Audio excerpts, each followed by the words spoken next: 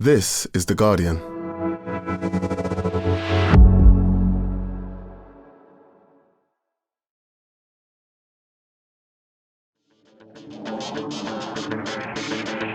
Hello and welcome to The Guardian Football Weekly. Back for good now after our extended summer break and into the Euro semi-finals. England-Italy on Tuesday and Spain-Germany on Wednesday. Extraordinary comeback from the Lionesses against Sweden. No one has quite explained what proper English means, but if that's what's helping them get through, then fair enough. There's some depressing and predictable online racism aimed at Jess Carter to discuss as well. Germany knocked France out on penalties. A brilliant game. Germany surviving with 10 women for the best part of 110 minutes. They missed a penalty in normal time and a quite brilliant performance from their keeper, Anne-Katrin Berger. Also today we'll discuss Manchester United's bomb squad and Marcus Rashford to Barcelona. Liverpool line up Hugo Ekitike with Mbeumo and Frank Gone amongst others. We'll ask if anyone's worried about Brentford. Philippe wants to talk multi-club ownership, and Wilson's written a book. Find out what he's inverting this time in part 3. All that plus your questions, and that's today's Guardian Football Weekly.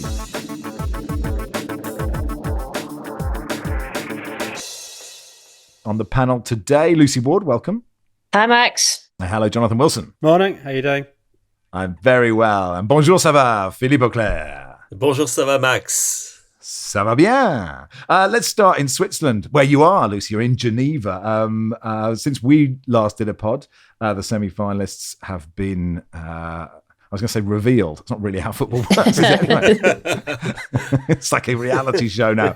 England, Italy tomorrow, Spain, Germany on Wednesday. Let's start talking about England's game, shall we, against Sweden and the semi-final. Lucy, look, they were pretty bad. It's sort of a bit like the France game for quite a lot of it, that they weren't good, but then they did somehow turn it round. And like I said in the intro, they keep saying proper English as a kind of, have they kind of made up a thing that doesn't exist, but we all now think it exists?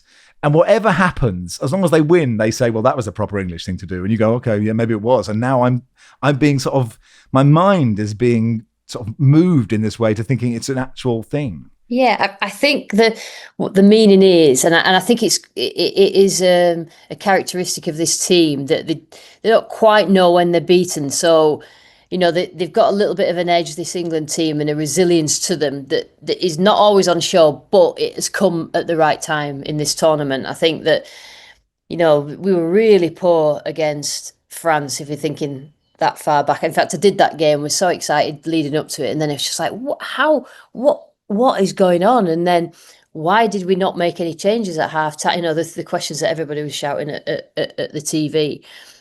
And similar to then, obviously, Netherlands were not the same as France. I think the difference is when we are faced with mobile, dynamic, athletic, particularly central midfielders, I think we really struggle because I don't think that we are that.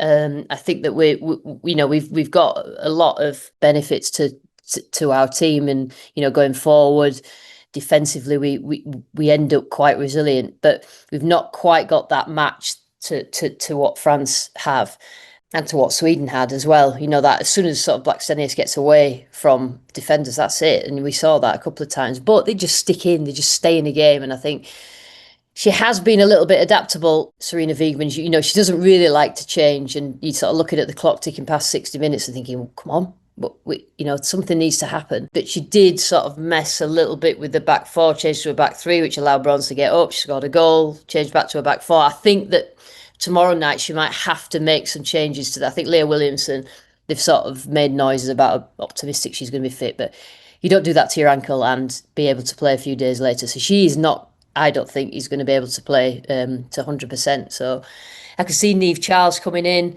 Esma Morgan played, all right. I think she's the future in terms of centre-back. She's got the stature. But, yeah, it's been interesting. When you just think they've quite got it, and then we get a performance like that against Sweden. Italy, again, will be a little bit different.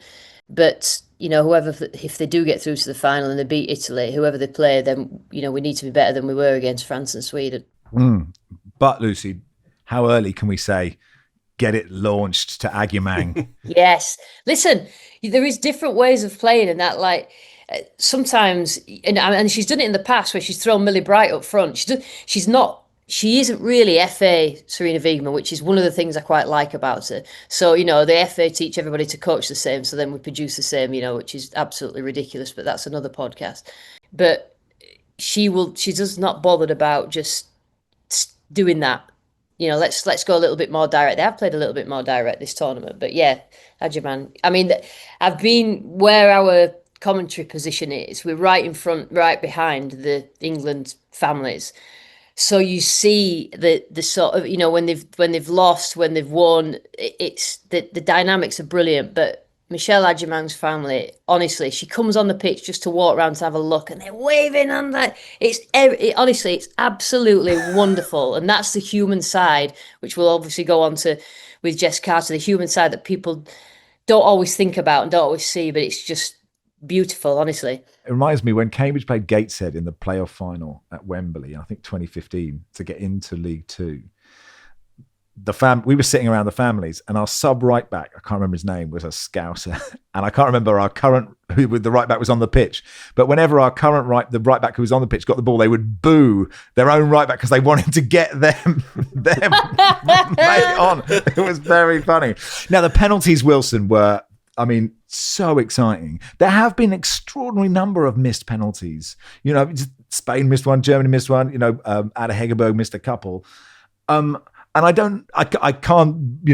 The pressure is something, and I don't know really what the question is. It's just been quite fascinating. Yeah, I think, and this is not just to do with penalties, but I think tournaments develop, and it doesn't really make much sense, but tournaments develop their own personalities. That if the first half dozen games of a tournament are really tight and cagey, that seems to sort of spread through everybody else. If the first 6 games are really open, that spreads through everybody else. And for whatever reason, obviously the France-Germany penalties countermand this because 12 of the 14 were scored in that shootout. But suddenly people decide, hang on, penalties are really difficult. And yet you look back at Women's Super League last year, only 3 penalties missed out of 31. So it's not this is consistent. It's something specific in this tournament. The pressure of the shootout, and you could see players from both teams walking forward. You could see the real terror. You've seen nonsense online. People say, you need to move a penalty spot closer to the goal. But the great thing about penalties is that penalties were introduced in 1891. Penalty spot, although the penalty area has changed size and shape, the penalty spot has always been 12 yards from an 8-yard goal. And that 1.5 times the width of a goal seems to be about perfect. Because throughout football history, at every level of a game, from sort of under 12s to whatever, roughly 75-77% of penalties are scored. That whatever lack of power the kicker may have, well, the goalkeeper is also slightly smaller, and therefore it balances out. And you just sometimes you get these shootouts where everybody is terrified. And you can think back to Barcelona v Stour in 1986 when it finishes 2-0. Barcelona don't score a single penalty in that shootout in the European Cup final. You look at Manchester United v Sunderland in the 2014 League Cup semi-final, which Sunderland won 2-1. And for some reason, there are times in penalty shootouts when terror descends and kicking the ball 12 yards into an 8-yard space becomes the hardest thing imaginable. And I felt watching that game, and this is maybe partly this sort of... England have become a little bit like West Germany in the 80s. They've got this Turniermannschaft thing that it almost doesn't matter whether they play well or not. They've got something about them. They scrape their way through. I think it's dangerous if you sort of begin to rely on that. And I've been slightly concerned by some of what I've heard in the last 2 or 3 days, that there's a sort of, it's all fine, this is just what we do. I really hope that's a surface thing, and behind the scenes they are addressing the sort of, the fairly obvious problems have been tactically. But that capacity to sort of drag your way through games when you don't really deserve it, tournaments are often like that. And if you look at the football played, Sweden have been much better in this tournament. France have been much better in this tournament than either England or Germany. But England and Germany are in the semis, and ultimately, that in a tournament, that is what matters. And I just sort of thought, one of the things that goes in with that is you get these sort of elements of narrative that sort of, it just makes sense. So it seemed to me very obvious at the end of the 120 minutes that Hannah Hampton was going to have a key part to play because she's got a wedge of bloody tissue up her nose, and Lucy Bronze was going to have a key part to play because she's got that strapping on her thigh. And so I was just sort of, let Lucy Bronze take it because she's obviously going to score. And then we just had to wait until the 7th penalty for some reason for that to happen. And even the way she took a penalty, it was like, well, she's obviously going to smash it down the middle because that's just the right thing to do in these circumstances. Yes, many things to say. First of all, congratulations to Jonathan for finding the football equivalent of the golden section basically that's what it is, Jonathan, isn't it? The relationship between the distance from the goal line to the width of the goal. So that's football's golden section. This is the pi number of football. Can I just stop you? Philippe? For those listeners, obviously I know exactly what the golden section is, but could you just explain what that's football's golden section. What's golden section's golden section? Well, I think if you look in architecture, there is a magic number, which is the golden section, which basically gives you a sense of harmony. Okay. So we have found a kind of sense of harmony in the penalty shootout. Well, sorry, if I can just come in on that. So the Fibonacci sequence, where Here we go. No, but you see this in All my apologies. Nature.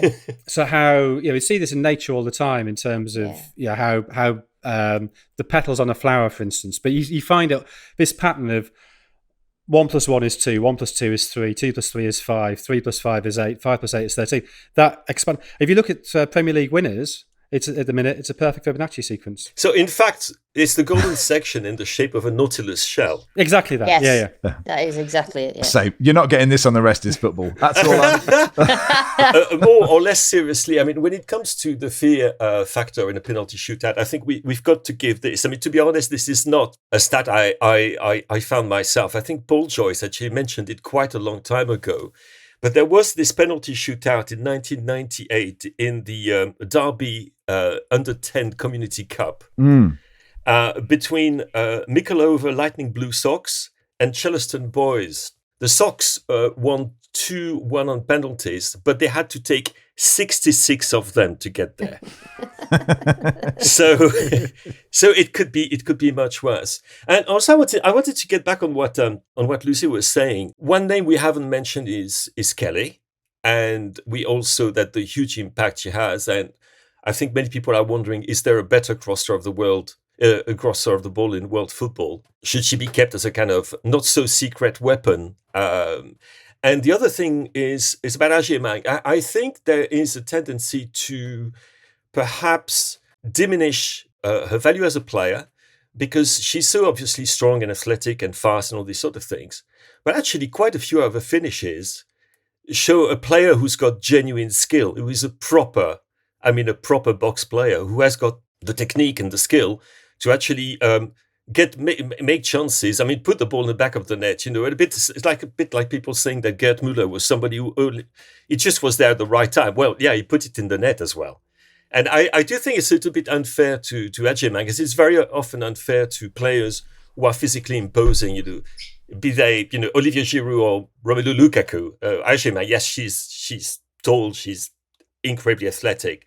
I think it's a little bit perhaps too restrictive to talk about her in those terms. Yeah, but forgive me my love of the target man / target woman. Yes. I mean, it's just a love. I can't help myself but loving her. However skillful or not a number 9 is. That's like Hoffman from Germany as well. Was my favourite. Oh, honestly, sorry, Jonathan. But I mean, it was a classic sort of old school number 9's performance. In the first 2 touches when she came on were absolutely terrible. Like one of them, sort of the ball went backwards 10 yards incredibly quickly. Her next 2 touches were amazing. There was sort of a chest down on a difficult ball that kept the momentum of the attack going, and then the finish, which would have been really easy to have snatched at that. Yeah. Yes, especially when you've just got one back, and this is a chance to equalise. But to very calmly sort of assess that, work out where the keeper is, side-footed in. And you often see that with big players, that the bigger the player, the worse the poor touch looks, if that makes sense. Yeah. Can we talk about France-Germany? Can we start, Lucy, with that save from Anne-Catherine Berger? Like, I've watched it so many times. Like, it is extraordinary. Like, it's absolutely. I'm recency bias and hyperbole, trying to avoid them. But I was just trying to think. I just thought it was such an amazing feat of athleticism, and it's every sinew. That is like every single muscle is working to just get there and just get that ball at the last second. And she's not particularly tall. It's not like she's a tall goalkeeper. I think she's probably a little bit smaller than me. Which is the height by which all keepers are judged, of course. It is exactly the height. On the Lucy Ward scale. Are you taller or smaller than 5'10"? If you are, then, brilliant. They need to be taller. But I think because when it happened, obviously commentating on it. When it happened, when the defender got the head, I was just sort of thinking, "Oh, this is not how you're going to lose this. This is not how, honestly, this is not." And I was watching it, and it obviously everything about the stretch, athleticism, but the timing of when she'd made the jump, that was the critical bit. The timing of the jump off the foot was critical because and that is all learned, and she's obviously made similar saves than that. Not obviously, I haven't seen them, but in training and etc. But even when she made the save, I thought that must have gone over the line. Surely that's gone over the line, and because France were already celebrating, I could see them celebrating. But yeah, absolutely incredible. But yeah, it was a really good game to do. It's probably the best game I've done so far, I have to say. Yeah, I mean, there was a lot in it, Philippe, wasn't it? When I mentioned the game, I had a wonderful from you. So if you could expand on your please. Well, I think anybody who's watched the game will have understood the... I think, first of all, there's this deflation which comes with the realization that whatever Sisyphus does, it'll never work out. And we could play Germany for the next 3 decades, and it's always going to be the same thing. And then there's the voodoo, the hex of the final phase of the tournament. France out, I think 8 out of 9 times in the quarterfinals in the last big tournaments, and the other time was in the semis. And who was it against? It was against Germany. And you think everything is in France's favor, and that is not going to be enough. Heinrich's moments of absolute madness, playing 11v10 for how long? 110 minutes, something like that.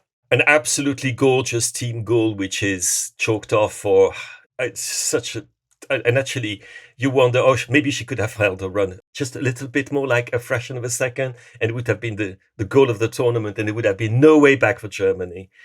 And then you think, oh, penalty saved. That's our day. No, it's not.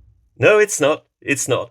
But on the other hand, I was absolutely astonished by the energy levels of that German team. I was absolutely astonished, because very often if you find yourself, 10v11, people always think, oh, that's, again, Inter Barca, the 10, defending your 30 yards. That's not what they did. That's not what they did. They did that too. The blocks were there. The incredible bravery in the way that they, dealt with dangerous situations, and an extraordinary performance by their keeper. But as well, France were not able to do anything in midfield. Every time a player received the ball in midfield, in a half-dangerous situation, there were 2 or 3 German players who were immediately closing in. But when they were closing in, they were not creating space for somebody else to exploit.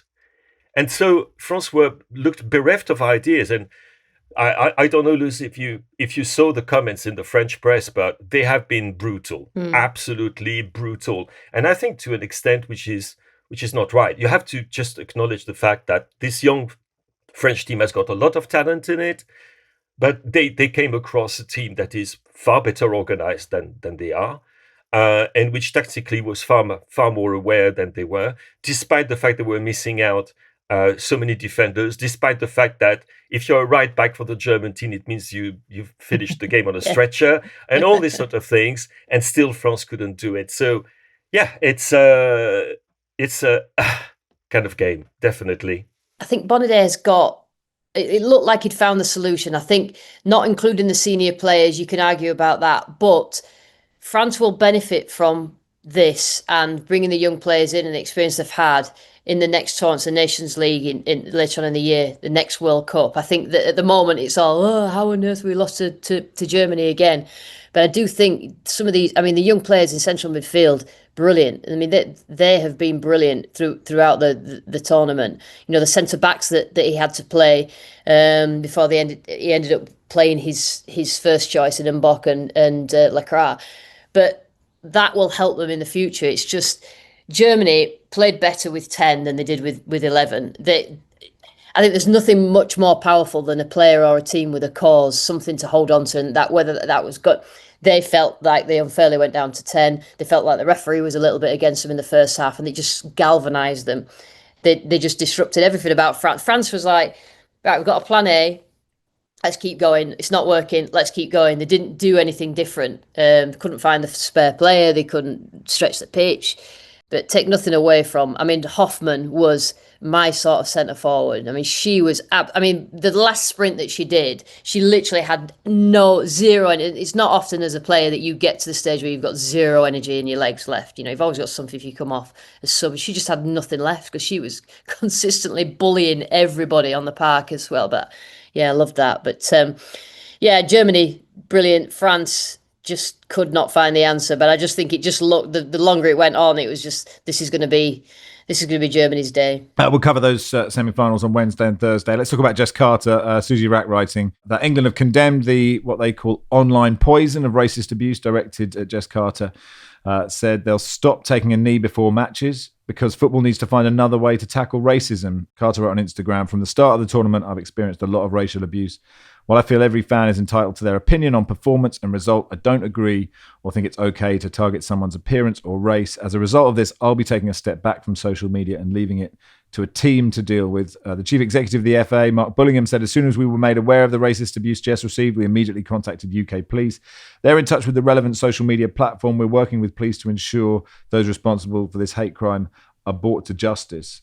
It's not surprising, I guess, Lucy, and as producer Joel said, look, if 7.4 million people are watching England's games, you're going to attract some people that don't follow the women's game regularly, because sometimes we see the women's game as a different space in terms of lots of things to do with fandom. Yeah. I mean, you know, there's not any sort of equivalency, but I get loads of online abuse and none of it is about the colour of my skin. And that is the whole premise here. This is like, it must, I mean, for a start, I don't think that if I was them, where I would be looking at social media, because obviously it has a massive effect. But my word, the people who write this stuff are absolutely emboldened by people in the world at the moment, infamous, famous people who are saying and behaving exactly how they want to behave without any consequences. And we know, like, freedom of speech is fine, but it isn't freedom of consequence. And we've just got that far over the line at the moment that people accept and shouldn't accept, you know, this sort of abuse to players like Carter. You know, Carter, you know, you look at it in the game, she was targeted by Sweden. She had a little bit of a nightmare, and that's as far as it goes. You shouldn't even have a go at her the way she plays, you know, but to then go, and I can just imagine, but as a teammate, for me, I put myself in the shoes of her teammate. I would be incredibly angry and frustrated that I couldn't do anything about it. And you could tell that from Lucy Bronze's reaction, from they put a statement together, from Woman Moy's reaction. They desperately want to do something and hold people accountable.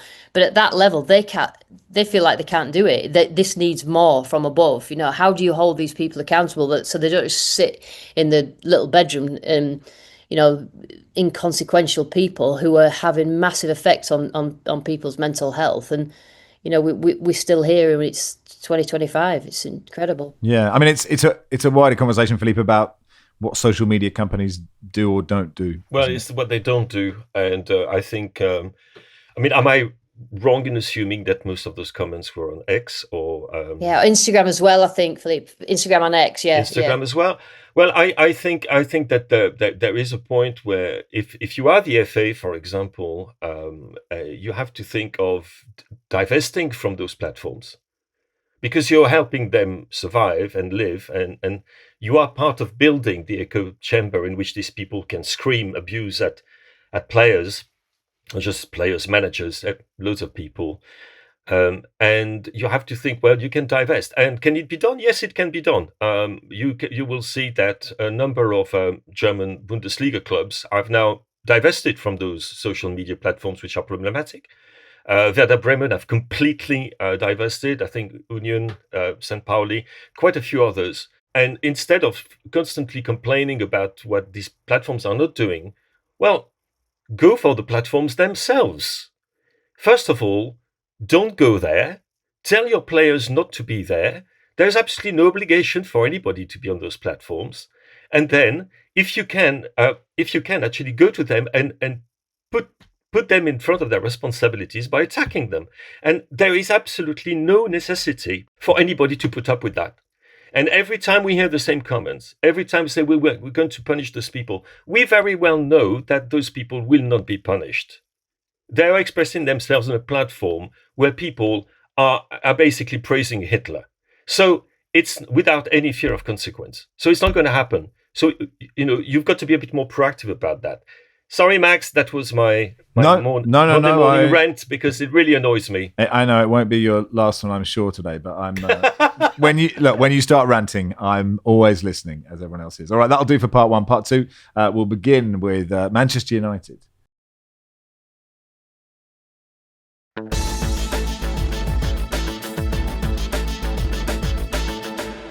Welcome to part two of the Guardian Football Weekly. Let's talk about Manchester United. 5 players have been completely ostracised from the club. Marcus Rashford, Anthony, Jadon Sancho, Alejandro Garnacho and Tyrell Malacia. They can only access the training ground when Ruben Amorim and the other players have gone.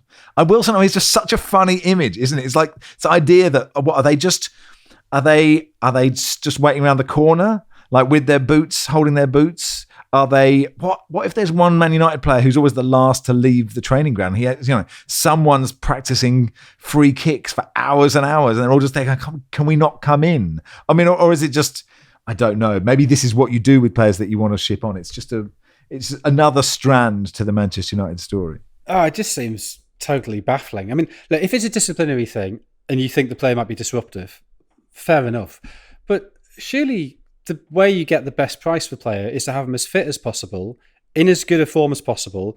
You make it look like you want to keep them, because then you can say that's going to cost you 50 million, and no, you need to get rid of it, but we'll give you 30. You might get nearer 50.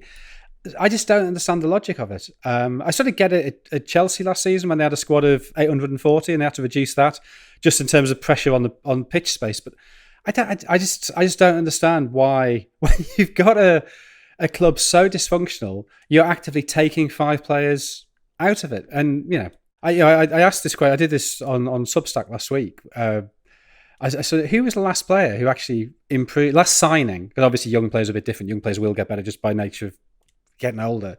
Who was the last signing United made who got better? I said Bruno Fernandes. Roy Keane.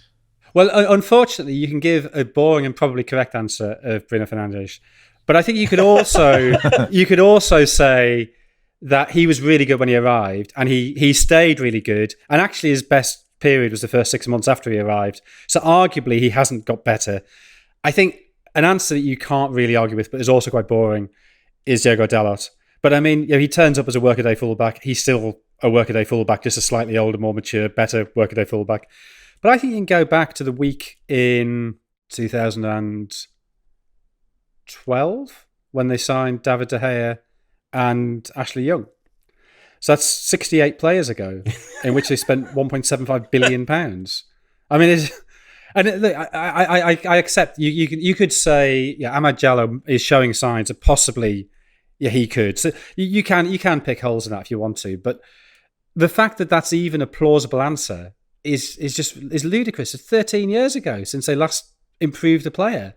And then you've got examples. Have you seen the what's he called, the Alvaro Carreras, the left back that Real Madrid have just signed for £50 million from Benfica, or €50 million from Benfica? He was at United, and so when United had an injury crisis at left back, their solution to that was not to pick I think he might have been 19 or 20-year-old left back they had, who turns out to be brilliant.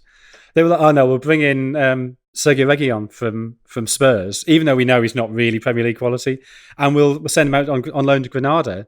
Oh, then we'll sell him for $6 million to Benfica, and 2 years later, Benfica made a €44 million profit on him. I mean, it just the inability to judge players is extraordinary. Yeah, I mean, in terms of the players on the training ground where they've got to train by themselves, there are some rules the PFA put out that it used to be that they couldn't train in less than groups of 5, because that broke the PFA rules or some sort of contractual thing.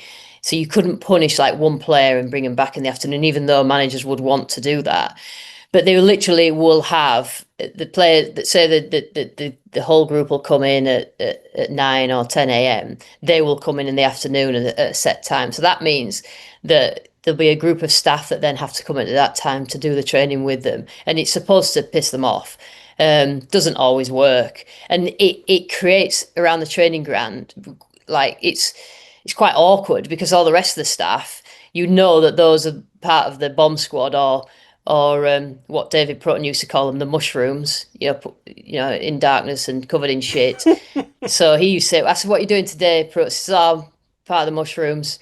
So, right, okay. And some players will make fun of that, but it does make it quite awkward around the place. And it becomes a badge of honour. They're as like well slow sometimes. horses. They're like the slow horses. Maybe they're the guy. They'll win the league secretly for Manchester United, and no one will ever know. Just, Yeah. Exactly. Dressed in a Jadon Sancho just dirty farting Mac and around. don't wash. Yeah. But scoring the winning goal in the Champions League final, but no one knows about it. What do you make of Rashford to Barcelona, Philippe? I make it that Aston Villa are very sad. I make it that it's going to be another example. I mean, the reverse, the negative of what Jonathan was talking about, because we could probably do a whole team of players who actually got better once they left Manchester United. Probably would be a pretty decent one. I was a little bit surprised, I have to say. I wasn't completely convinced that Barcelona needed a player with the kind of profile of Marcus Rashford. But thinking back about it, I'm thinking actually that might be a really, really clever move. To be honest, I'm a bit nonplussed by the whole thing. It has, I have to say, if you had, Max, if you think a few years back, not that long ago, if you were told, oh yes, Marcus Rashford, have you heard he's going on loan to Barcelona from Manchester United? We thought, what? What are you talking about here? This is ridiculous. That's what's happening. But to be honest, many things are ridiculous in this transfer window, and we'll come to that in a second, I'm sure. Yeah, they are. Wilson, what do you make of Mbeumo to United?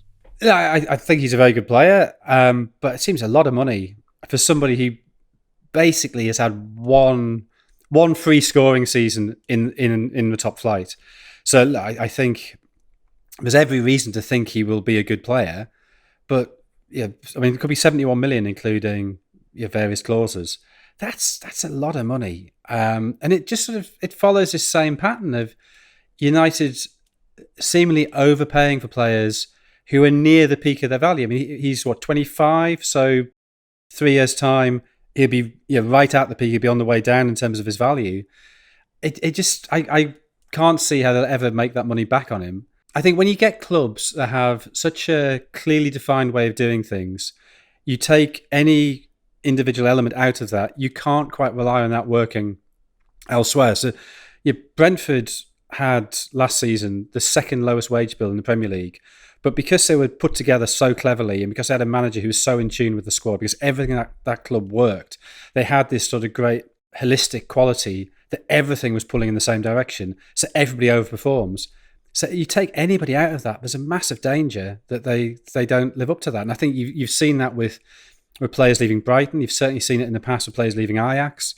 So I hope it works. I think he's a good player, and I like him as a player, but I've got doubts. If you look at Mbeumo's numbers, and I know it's not all about numbers, but it's over a period of time, which is a long period of time because he's been with Brentford for a long time, and up until 2024. It was 45 goals in 184 games, which is not a ridiculous return by all means. And then he has a season when it's 20 in 38.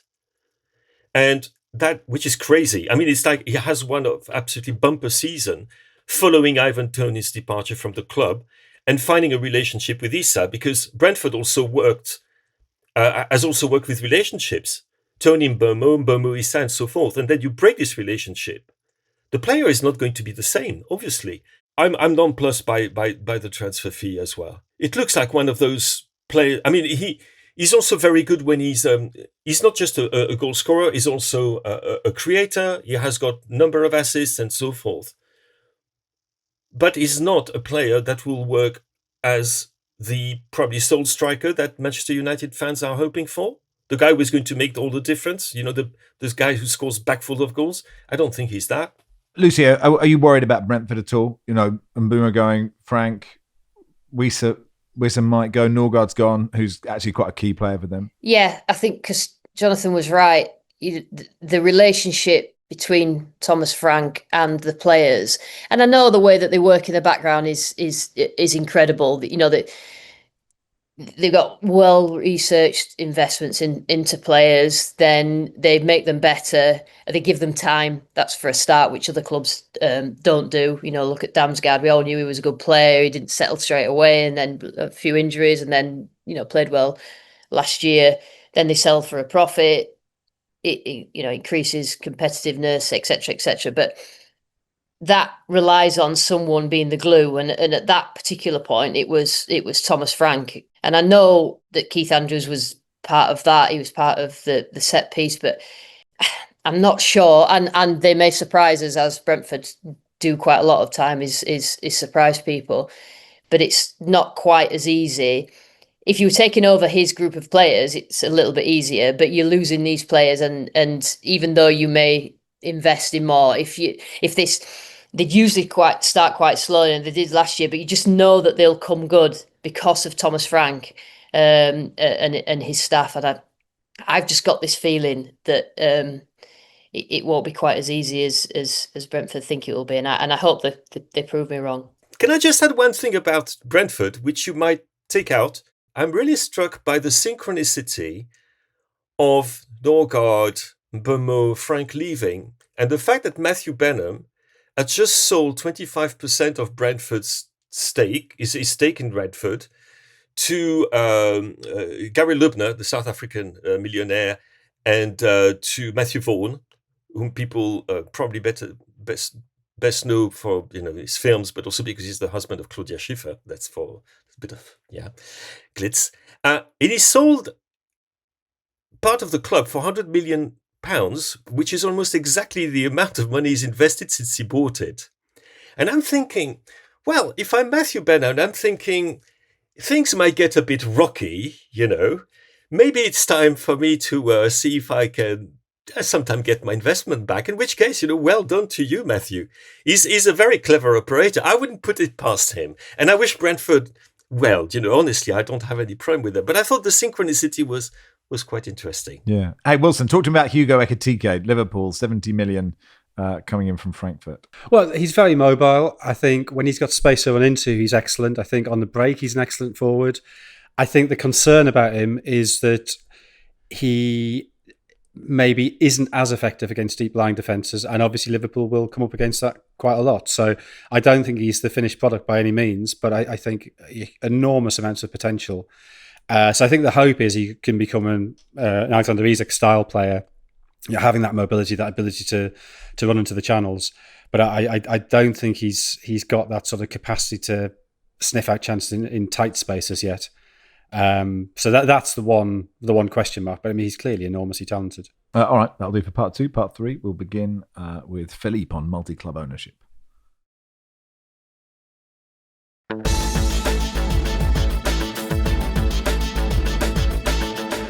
Welcome to part 3 of the Guardian Football Weekly. Stuart says, have you got the lawyers ready for Philippe and a long run at multi-club ownership? Rick says, would love to hear Philippe's take on this stage of Palace UEFA saga. Off you go, Philippe. Well, the Palace UEFA saga was totally predictable. And basically what's happened is that I don't think that anybody at Palace even thought for a second that they would qualify for a European competition.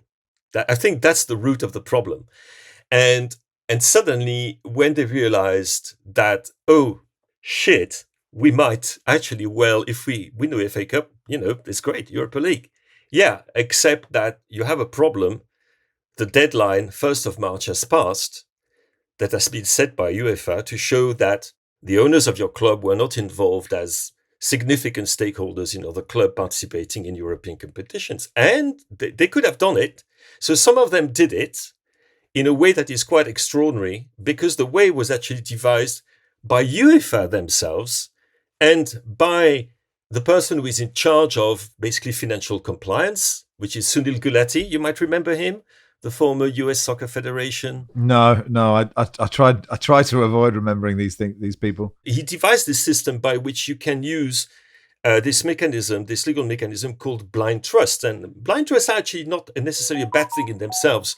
Like, for example, say that Max Rushden, who is, as we know, has got millions of assets in various companies, and you're elected prime minister, right? And, okay. And okay, it's all plausible so far. Totally credible. So you become party to information that might actually change the value of the assets you have. So what you do is that you pass on these assets, the control of these assets, to a blind trust, people that you don't know. Got it. Okay, so that they now own the Subaru. Well, they exactly, and they do what they want. Well, they do what they want. Obviously, they look after your interests, and you're no longer in a position to benefit from inside information, for example, you get the control back. Okay, so that's like politicians often do that. Mark Carney in Canada has used it when he was elected. He's given everything to a blind trust. Now, the difference is that UEFA said, well, you can do that with football clubs. How does that work? So, Nottingham Forest, Evangelos Marinakis, who has Olympiacos in the Champions League, realized that, oh my goodness, we might have Olympiacos and Nottingham Forest in the Champions League. That's a problem because that's not possible. So what he did is he put his club into a blind trust, okay? Supposedly not having control over it at all, right? Which is obvious. So he'll have no idea. He'll have no idea what was going on. He won't know the results. Exactly. And Ratcliffe did the same for Lausanne, because there was also a possibility that Lausanne might find themselves in the same competition as Manchester United. He had already done that for Nice, and because of that, and it's a system, a mechanism which actually has been proposed by UEFA themselves to clubs which are into multi-club ownership. So they're basically advising multi-club ownership entities as to how they can circumvent their own regulations, which is absolutely magnificent, isn't it? So there is absolutely no more obstacle now. There is no obstacle now to multi-club ownership structures to have several clubs in the same European competition, thanks to UEFA themselves. And I found one thing which really amused me, because the same situation with Manchester City and Girona last year, you remember? And Girona, nobody was expecting them to qualify for the Champions League, so they had to devise something. So they did exactly that. They divested some of the shares, but just for the duration. And the amazing thing is that they used, as the main, one of the main guys for the operation, became a director of Girona, and he's the same guy who Evangelos Marinakis used to be a director of Nottingham Forest. And the guy was both a director of Nottingham Forest and of Girona at the same time. It's beautiful, isn't it? Right. But there you go. So so basically it's a charade. And Crystal Palace, their big problem here is that John Textor couldn't see that there might be a problem at some point, and that they didn't act before the 1st of March, which was the cutout date. It doesn't matter what you do after that. That's it. There's no way back in for them. It makes you think when Marinakis was on the pitch with Nuno. Yeah, he was in charge. It's hard to know what was he complaining about when he didn't know what had happened. Because it's in a blind trust. He couldn't have seen what had happened. Wilson. So just to put this in context, the 1st of March, the deadline, was the day that Palace beat Millwall in the 5th round of the Cup. So I really like the idea that on the 28th of February, suddenly Palace go, oh, hang on, what have we gone and you win the FA Cup, win the first thing in our history. We better rush through the blind trust thing today. And then Millwall fuming, pinning it on the dressing room wall, the statement from Company's House. So it's not just about the pride of South London. There they are, running around Company's House, taking the piss. So that would have been a great... And then, because the other complication here, there's two other things that seem almost designed to annoy Crystal Palace. So they're now in the Conference League, pending appeal. Conference League final is being played in Leipzig. Leipzig, it appears, have a relationship with Red Bull, and Red Bull Salzburg have happily been playing in the Champions League along with Red Bull Leipzig, or RB Leipzig, Rasenballsport Leipzig. So, I mean, obviously that's all fine, that's all above board, but were you a Palace fan, that might sort of irritate you a bit. And then, of course, there's the relationship between Marinakis and John Textor. There's one of the clubs John Textor also owns, or Eagle Holdings, his company owns, is Botafogo, who've just signed their Brazilian national centre forward, Igor Jesus, to Nottingham Forest for what would appear a knockdown £10 million. So that's odd. Isn't it? It is odd. Hey, Wilson, you've written a book. Congratulations. Thank you very much. What is it? It's a history of the World Cup. Okay. It's called The Power and the Glory. It's out on the 4th of September, but it's available for order now. It's very long, but actually quite short at the same time. So Right, it was an awful lot of work to squeeze it down to 600 pages, I think it is. Blimey. Is it a page turner? I think it is. Okay. Yeah. No spoilers, eh? No spoilers. Don't tell us who won in 66. Yeah. So, I mean, it's the 66 is a good example because I sort of thought, right, this is going to be a bit of an effort to kind of plod through because everybody knows 66. But for instance, the pickle story. Sorry, is that what Barry said for the on the front cover, the testimonial? Quite an effort to plod through. Barry Glendenning. He wouldn't have plodded through. He'd be lying if he said that. So, yeah, the pickle story. I thought I better mention this. But yeah, everybody knows what happened. World Cup goes missing. It's found by this collie. The story is way madder than you could possibly believe. It's I think Charlie Richardson, the gang leader, organised the theft of it, pay off a debt to the South African Secret Service. And okay, that's odd. That is odd. Yeah, that is odd. Yeah, they're all dead. It's fine. Things happen, coincidences, you know. So, but there's a whole ransom plot that I think gets lost. Even the sort of absolute ineptitude of the security company who were looking after it. It was stolen from a stamp exhibition in Westminster Hall, and the people who nicked it basically just they unscrewed the back door and walked in, and nobody stopped them because the security guard was at the toilet at the time. But then there's descriptions of a bloke who was seen hanging suspiciously around outside. But again, this is so inept that it said he's wearing a scarf, but the description printed in the Times next day says he has a scar because we just misheard it. So it's this bizarre sort of carry-on comedy. And then how the World Cup actually ends up hidden behind a car wheel on Beulah Hill in South Norwood is all, yeah. And so it's called Dave Corbett, a 26-year-old lighterman, goes out to use the phone box with his dog, with Pickles. Yeah, Pickles just sniffs out the World Cup, this package he just finds on a driveway, goes and knocks on the neighbour's door and sort of says, is this yours? I don't recognise that. So they open and go, oh shit, it's the World Cup. And so they take it to Gypsy Hill police station, and the desk sergeant goes, oh, it doesn't look like the World Cup. It doesn't look very World Cup-y. But it is indeed the World Cup. But nobody knows how it got there. But probably, so there's two explanations. So either it proved unsaleable because of it was just too famous, or people thought it was made of gold, which it wasn't. It was made of silver.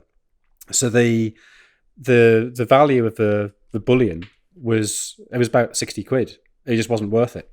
It was just silver painted gold. Pickles himself is a tragic story because although he stars himself in a film, he's named Dog of the Year in both Britain and West Germany, a unique double, I believe. Yeah, it really is.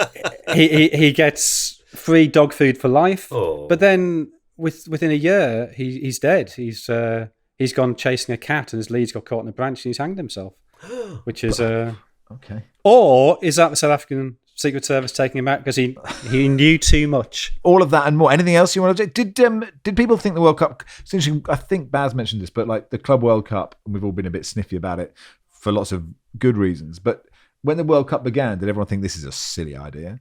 Yes, they did. I mean, the Europeans especially. There's only 4 European countries bothered to go over to Uruguay for it. The British nations didn't want anything to do with it until 1950, and then embarrassed themselves by being crap. So yeah, there was a lot of scepticism, and that first World Cup, there's a lot of farcical stuff happened. So there's one game where the penalty spot was marked 16 yards from the goal, not 12 yards, which, as we established in part 1, is an inappropriate distance. 12 yards is perfect. Fibonacci would be furious, wasn't he, about that? And yeah, there's a lot of scepticism, but actually the person who really takes it on is Mussolini.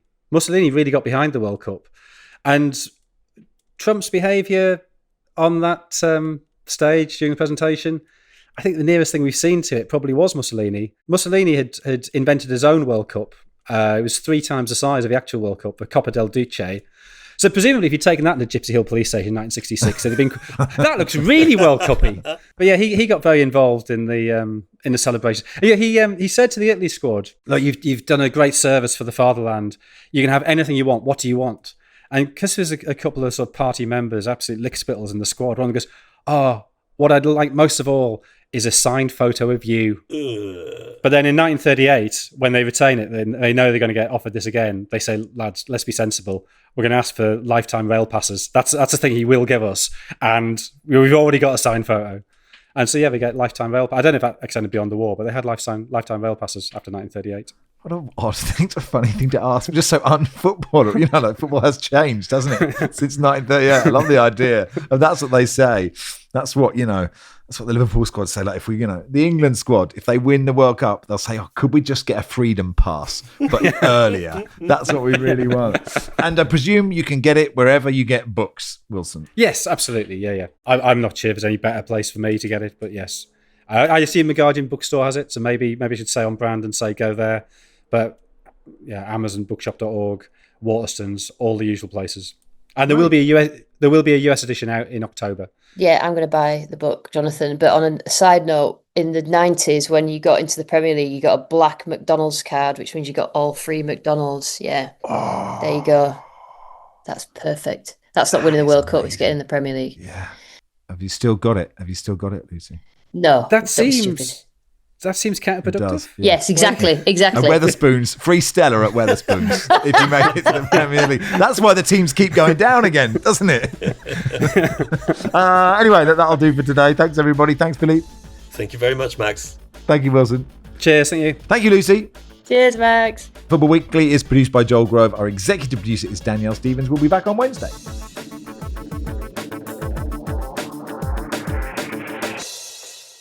This is The Guardian.